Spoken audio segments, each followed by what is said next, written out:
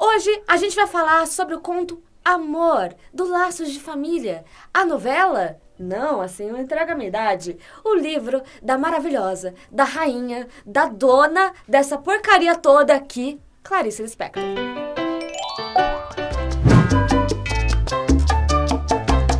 Clarice Lispector, para quem não lembra, além de ser a rainha disso tudo, é uma escritora brasileira que na verdade nasceu na Ucrânia, mas ela, mudou pra cá muito cedo, então é brasileira, é nossa, é brazuca. De qualquer maneira, ela faz parte aí da terceira fase, né, da terceira parte ali do modernismo. E essa terceira fase conta o quê, gente? É uma fase que os escritores, eles são bem introspectivos. Eles usam bem o psicológico, com uma gramática totalmente já, assim, bem próxima da realidade, certo? Então, todo mundo que tem nessa fase, que escreve nessa fase do modernismo, fala de um jeito, tem personagens que não são só aquilo que você tá vendo, representam outra coisa. Laços de Família, o livro, foi publicado mais ou menos em 1960, se eu não estou enganada. E aí vai cair na Unicamp, gente, Amor, que é um dos contos dessa série de contos aí, que chama Laços de Família. E conta uma história que vai parecer banal. Então, o que eu tenho para falar para vocês antes de qualquer coisa? Eu indico que todo mundo leia essa obra despretensiosamente, porque é curtinha, é tranquila. Lê, sabe, leu, entendeu a história, beleza? E depois lê de novo com marca-texto ou com post-it, se você não gosta de, mexer no livro e tal. Por quê, gente? Porque cada coisa representa algo, sabe? Nada é o que parece ser ali. Tudo, nada que a Clarice Lispector coloca nos livros dela, nos contos dela, nos textos dela, é só aquilo. Ela vai falar ovo, mas não é só um ovo, significa algo. Ela vai falar mulher, significa algo. E também é legal falar que a maioria das personagens da Clarice são mulheres, né? As principais ali. Então, isso é bem bacana pra toda uma história, né? Pra gente se ver representada e tudo mais. E são personagens que estão com problemas corriqueiros, em vidas corriqueiras. Os personagens da Clarice são gente como a gente. A Ana, que é a personagem principal, é a protagonista desse conto, ela é uma dona de casa, mãe de família, ou seja, né, o trabalho dela é em casa, e ela na verdade, ela já limpou a casa dela, ela já fez as compras, ela já fez tudo, gente, o filho já tá na escola, o marido já foi trabalhar, tá tudo tranquilinho, e ela resolve que vai comprar ovos, então ela pega o bonde para ir comprar ovos. E o narrador desse texto, ele conta pra gente que essa é uma hora perigosa. Por que é uma hora perigosa? Tá aí uma coisa. É a hora que ela vai pensar em vários nadas. Por quê? Porque ela já acabou as coisas que ela tinha pra fazer. O papel dela ali, que ela se acha que é o papel dela, que ela acha que ela é pertencente àquele papel, de dona de casa, mãe, esposa e assim vai, tá completo. Então, assim, agora o que ela vai fazer no bonde? Sabe aquele momento que você entra no ônibus, aí você fica olhando assim pra fora, aí você começa a pensar na morte da Bezerra, você começa a pensar no cavalo branco de Napoleão, sabe? Que vem os negócios que você fez no passado. É uma hora perigosa. E o narrador identifica isso, né? Com um tom que você vai entender. Então, por isso que eu disse que tudo que o narrador nos disser vai ser importante em todo o conto, né? Do começo ao fim. Pois bem, Ana está lá no bonde. E é até engraçado, gente, porque todas as coisas que a Ana passa, elas têm uma objetificação, elas têm uma personalidade. Então, o narrador fala pra gente assim, por exemplo, olha, a casa faz o papel dela de ficar suja para que Ana limpe.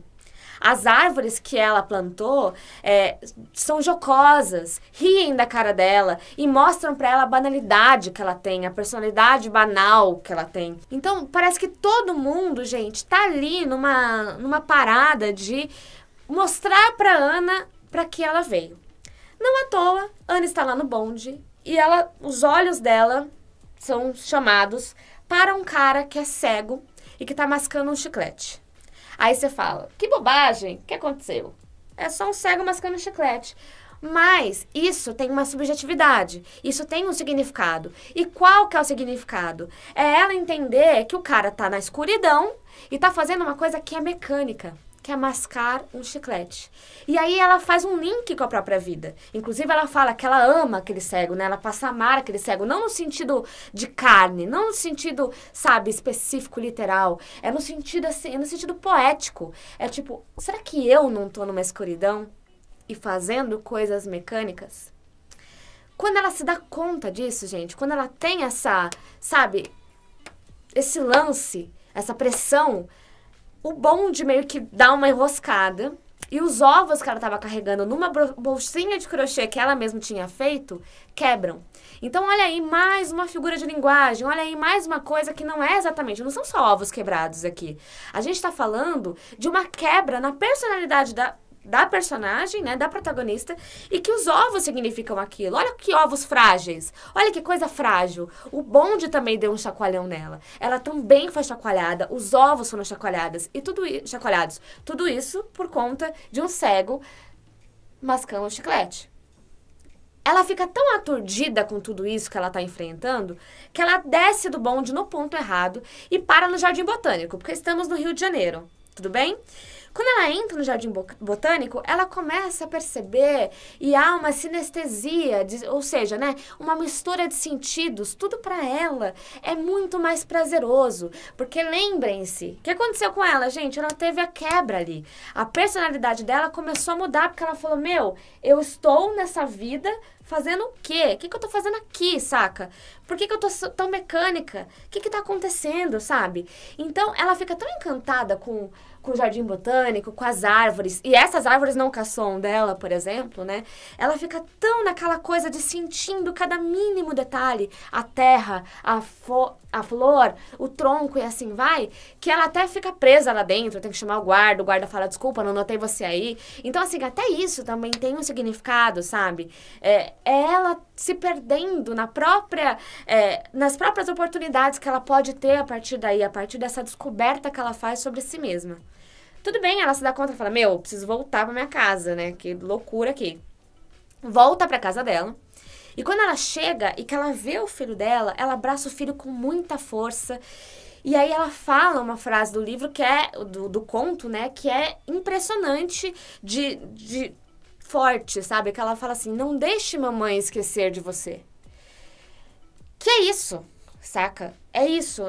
Ela tá passando por um processo que é diferente, né? Ela teve uma quebra. Lembra que o bonde parou e o bonde quebrou os ovos? Porque ela teve uma coisa. Então, assim, filho, não deixa que eu não posso te esquecer. Você é meu filho, né? Eu te amo imensamente. E isso já mostra, né, que a Clarice quis levar a gente para um ponto de que a Ana quase desistiu, né? Quase abandonou tudo e ficou lá no Jardim Botânico, vivendo a vida dela, vendendo umas miçanga, né? Então, no final das contas, você tem isso. E aí o filho olha pra ela com uma cara, com um olhar que ele nunca tinha olhado antes. Porque talvez ali ele entenda que tem outra mãe, né? Que é outra personalidade.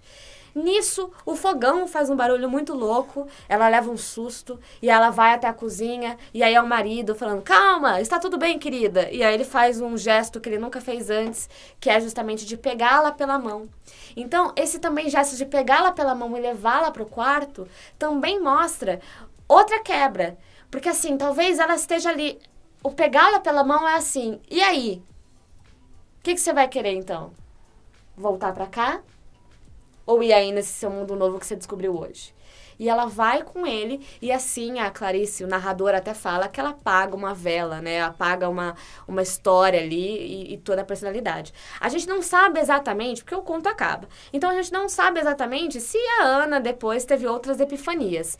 Mas é muito importante a gente entender a construção dessa personagem, entender a subjetividade das coisas, entender o ar poético, que tudo é figura de linguagem, sabe? Tudo é uma coisa, mas não é só aquilo, representa outras coisas. Então, possivelmente, na Unicamp, a Unicamp gosta muito de poesia, gente. Então, possivelmente, né, e de coisas poéticas em si, isso caia, né? Esse lado subjetivo, esse lado também da própria Clarice fazer parte de uma época do modernismo onde as coisas eram psicológicas, as coisas levavam a toda uma reflexão sobre a alma.